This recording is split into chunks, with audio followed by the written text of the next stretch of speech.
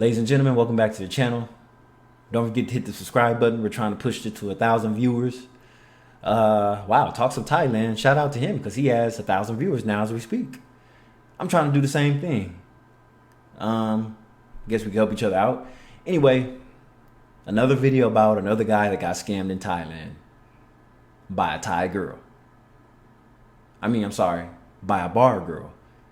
Notice these guys are meeting these women all in the same place, at a damn bar, at some club. Anyway, let's tune in. We got talking on that first night, and I kept going back every night that I was there to her bar. I was on holiday at that time, and when I left, it felt like my world ended. I stayed in touch with her and decided I had to move to Thailand to be with her. I was financially stable and could afford it, but I should have stayed at home and saved more money for retirement. How things can get in the way of our best laid plans.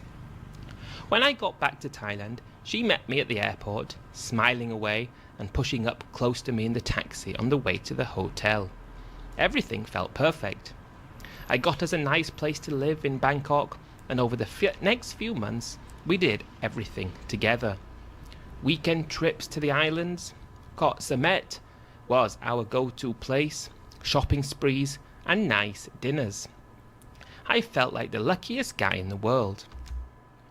You felt like the only guy in her world. That's what you felt like. But the money kept flowing out faster than I expected. There was always something her family needed help with. The motorbike had broken down, her sister was sick, and the list continued. And see, that's where these guys get got at. Because not only are they spending money on the love of their life, they're spending money on their families too. So it's not just the girl you're dealing with. Because the family is going to be asking you to buy new appliances, give them money to upgrade their home and all that. So you're just a family ATM machine for her and her family. I know, this is the most cliche thing in the world, but at the time, I bought it and paid up. Didn't think much of it at first. I was happy, and she made me feel like a king. Then, after 6 months and around £15,000 down the drain, things started to change. Uh-oh. I should have expected it. Maybe, but I didn't think that I liked the change. She was less affectionate, always on her phone, going out with her friends more often, sometimes 3 or 4 times a week. This was on my dime as well, so something was off.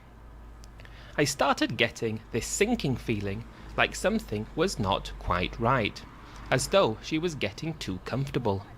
One night, I asked where she went and where she disappeared for hours. She got defensive and turned it around on me. That's because somebody else is involved. Anytime you ask somebody where they're going for the first time and they get defensive and they try to accuse you of not trusting them, a lot of times they already have something else brewing in their pot that you don't know nothing about. That's why you guys need to hire private investigators when y'all dealing with these girls.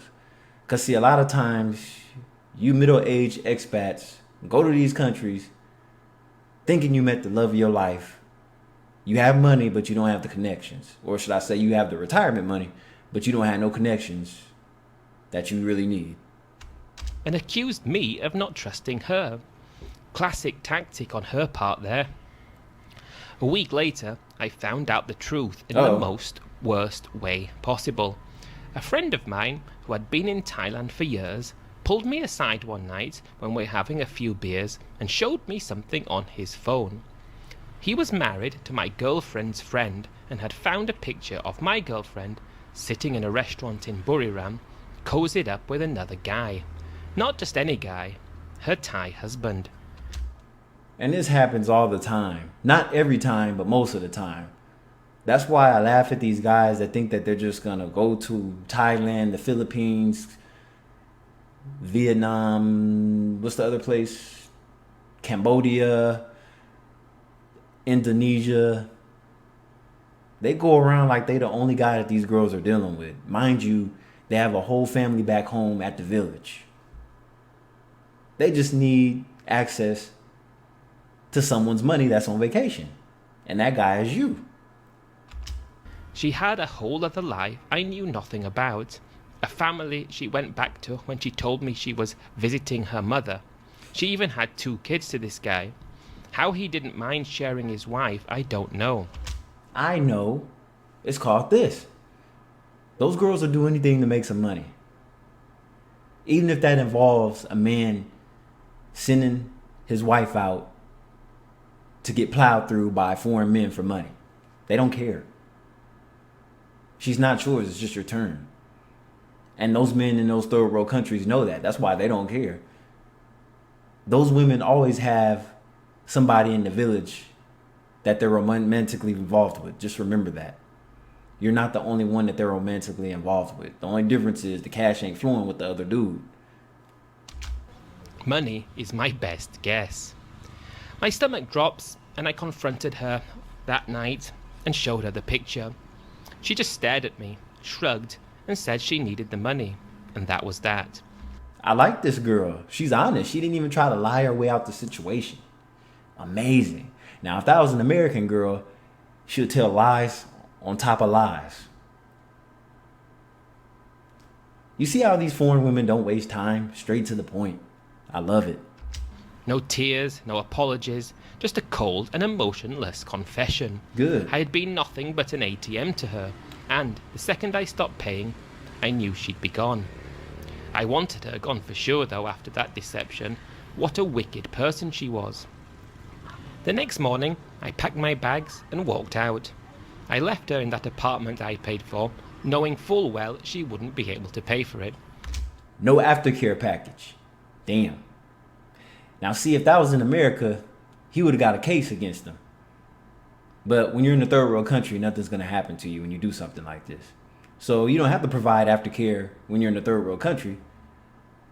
In America, you can get jailed just for anything. But I didn't care. I sat in a bar that night, staring at a drink, £15,000 poorer, but much, much wiser. Thailand is a paradise, but if you're not careful, it'll chew you up and spit you out. Which will happen to most people. But they don't care because they're having such a good time, and the girls showed them things that they never got back home in their own country. Like, they go to these countries and the women were way more feminine and attentive to these men than anybody else has. I learned the hard way, but maybe someone reading this won't have to. I moved back home and I'm back to saving mode and will be retiring in Thailand soon in a lot better place. There is no woman alive that will get any money from me again. Take heed, guys, be careful and don't fall for their wicked ways. Okay, first of all, this is the end of the video, by the way, but you have to understand something. I'm going to say this. Being that I live in the Western world, on the West Coast, I have access to plenty of Filipinos and other types of Asian people that have families still living back home in their native countries. So they're willing to hook me up with some of their own people. I would rather go that route versus trying to be serious with some girl that I met in a bar. I mean, think about that. Wouldn't you rather go that route? Wouldn't you rather have connections versus just going over there blindfolded and just talking to these same bar girls that pretty much scammed a bunch of other different older expats? But see, me being younger than these other expats that are damn near 50, I'm almost 40, so I already know what it is. My God. But that's good that we have YouTube that exposes more of these stories, because people don't think these stories are real. But see, this goes way beyond, oh, all she wants is a green card. Well, here's the thing. Sometimes the guy moves to over there. The guy doesn't always send for the girl to come back to the UK or America or Australia or whatever the hell you're from. Yeah, not everybody wants to leave their family like that. They just want to live a better life in their own country sometimes. The only thing is you have to be the right kind of provider to do that. But then when you get involved with these women, they're always going to expect you to send money back home to take care of the village. Help her take care of her village. Anyway, this is Kylie Vale. I hope you learned something. And I'll catch you on the next video. Don't forget to like, comment, subscribe, hit the notification bell. and I'll see you on the next video. Deuces.